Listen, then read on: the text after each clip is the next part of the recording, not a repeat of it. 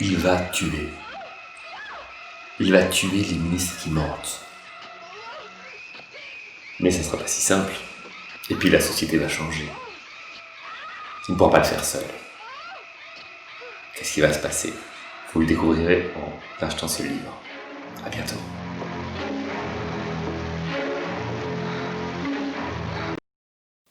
C'est un grand jour. Donc je m'appelle Laurent et je viens d'écrire un livre.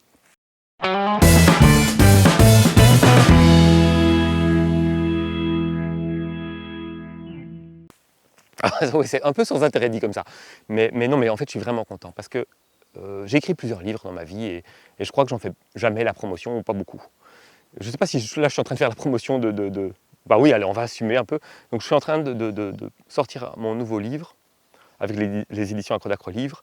Et j'ai fait d'autres livres dans ma vie. Et il y en a un qui était un succès à mes yeux, qui s'appelle Et si on laissait croire les bonnes sœurs, qui est un livre très riche, très varié, où en fait c'est un recueil de nouvelles, où toutes les nouvelles, je ne vais pas spoiler, mais en fait c'est le même thème qui est abordé de manière différente, et chaque nouvelle est écrite comme si j'étais une personne différente, c'était mon exercice. Et c'est un livre qui a beaucoup marché à mes yeux parce qu'il a touché les gens. Donc il y a des gens qui sont revenus en me disant « ça m'a touché, ça a apporté de la sensibilité ». Et je pense que ça, c'est vraiment un beau succès quand on est écrivain, c'est d'écrire quelque chose qui touche les gens, qui donc leur ouvre des portes vers autre chose. Et mon premier succès, il était dans ce cadre-là. J'ai écrit d'autres livres, hein, avant et après, mais ce livre de recueil de nouvelles était exceptionnel, je trouve. Et là, j'ai écrit un livre qui est de nouveau exceptionnel. Alors, son titre, c'est « Le tueur ministériel ». Je voulais écrire un policier, c'est fait. Et je voulais faire un policier sociétal, qui remet pas vraiment en question, mais qui remet en question notre point de vue sur la société, parce que, comme vous le savez, tout ce que j'ai écrit, c'est à chaque fois des remises en question du point de vue. Et là, donc, c'est l'histoire de quelqu'un qui va se mettre à tuer les ministres qui mentent, qui ne tiennent pas leurs engagements. Et puis les hommes politiques qui sont dans cette situation-là aussi. Et bon, c'est un chouette joke, c'est amusant, parce que tuer les ministres qui mentent, à chaque fois que je dis ça à quelqu'un, il me dit « Ah ben, il a du travail, hein. » Bon, alors moi, je ne suis pas contre notre démocratie, pas contre la politique non plus, mais c'était intéressant c'était une chouette blague à amener dans un livre, et c'était surtout une chouette opportunité de voir comment la société réagissait à ce genre de choses.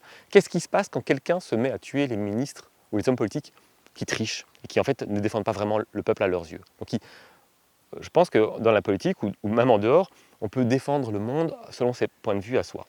Et ça, c'est OK. Donc on n'est pas tous obligés d'être d'accord. Mais par contre, il y a des gens qui vont faire des promesses qu'ils ne vont pas tenir, délibérément. C'était des promesses stratégiques. Et donc, dans ce livre, le tueur se met à attaquer ces personnes-là. Et ce livre est très intéressant parce que la société change au fur et à mesure qu'il le fait. Les hommes politiques changent, le peuple change. Il se passe des choses vraiment très pertinentes. Et non seulement il y a l'intrigue et ce qui va se faire attraper ou non, évidemment c'est un policier quand même, mais en fait il y a aussi, c'est un livre très profond au niveau sociétal, mais c'est aussi un livre très profond au niveau des relations hommes-femmes, et pas seulement, parce que en fait le héros, il va se rendre compte que les personnes qu'il fréquente ont un gros impact sur lui. Et donc il va vivre des relations de couple, des amourettes, des amitiés, et ces relations, on va vraiment... En fait, le côté relation va très très loin dans le livre. Hein. Donc c'est marrant parce que ma sœur, ok, moi je suis un homme papillon, pas, je parle d'autre chose, mais ma sœur m'a dit oui, les personnages ne sont pas assez construits. Et moi, j'ai jamais autant construit ces personnages que dans ce livre-là, justement. Et les relations, pareil, elles sont très très construites, et je vois des gens qui m'ont dit « Ah, mais attends, mais je me reconnais dans le livre ». C'était pas eux pourtant, sauf une personne, deux, ah, peut-être en fait un peu.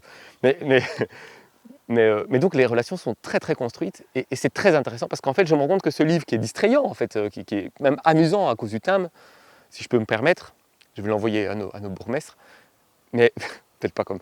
Mais bah, pourquoi pas.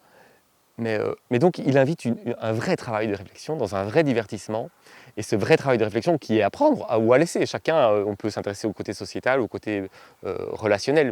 Enfin, vous savez que moi, j'aime beaucoup le côté relationnel et sociétal. Enfin, sur scène de tube, c'est surtout relationnel.